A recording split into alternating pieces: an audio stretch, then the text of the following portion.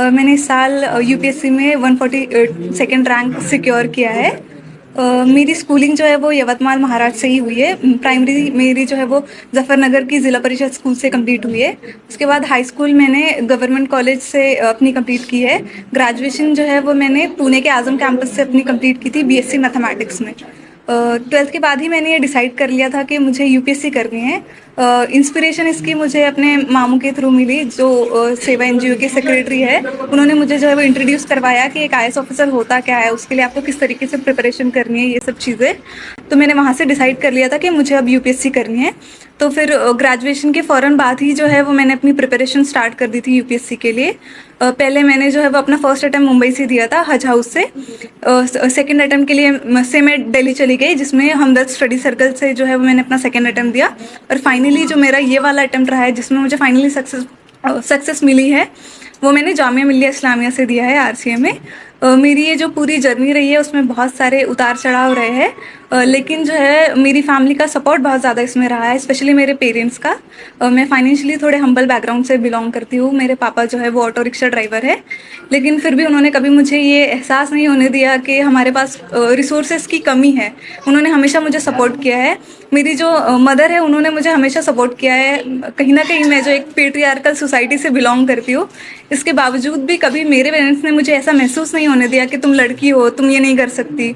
उन पे दूसरों का भी प्रेशर था, फिर भी उन्होंने इस प्रेशर को हैंडल करते हुए मुझे सपोर्ट किया है।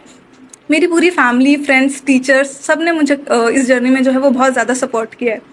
देखिए, ये सारी तो सेकेंडरी चीज़ें होती है। आपको खुद का घर चाहिए, पैसा चाहिए, ये सब होते हुए भी अगर आपके पास अपना खुद का ही कोई जज्बा नहीं है आगे बढ़ने का, आप में खुद में ही वो लगन नहीं है कुछ करने की, तो आप कुछ नहीं कर सकते। अगर आपके पास वो जज्बा है, अगर आप जो है वो हार्ड वर्किंग है, अगर आप सोचते हैं कि आप कुछ अचीव करना चाहते हैं और उसके लिए कोशिश करते हैं, तो फिर रिसोर्सेज तो कहीं ना कहीं से आ ही जाते हैं। मैं अपनी प्रिपरेशन की बात करूँ तो ये मेरा 4th अटेम्प्ट था।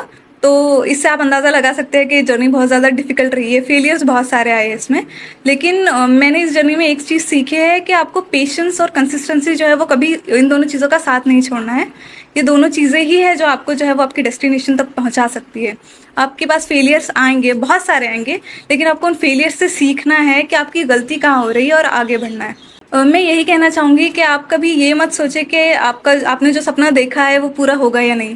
कभी कभार ऐसा होता है कि हमारे पास जो है वो बहुत सारे बैरियर्स होते हैं। कभी फाइनेंशियली जो है वो हम अच्छे स्ट्रॉन्ग बैकग्राउंड से बिलोंग नहीं करते, तो हम सोचते हैं हम कर नहीं पाएंगे, लेकिन कहीं ना कहीं से आपको सपोर्ट मिल ही जाता है। अगर मैं अपना एग्जाम्पल दूँ तो जो सेवा एनजीओ है, उसके थ्रू जो है वो मुझे बहुत फाइनेंशियली सपोर्ट मिला है। इस तरह से मदद जो है वो आती रही है। मेरे पेरेंट्स ने मुझे हमेशा बहुत ज़्यादा सपोर्ट किया है। तो आपको कभी अपने सपने का जो है वो छोड़ नहीं देना चाहिए, उसके लिए हमेशा कोशिश करती रहनी चाहिए। और फेलियर्स चाहे जितने भी आए, आपको कभी उनसे डरना नहीं है।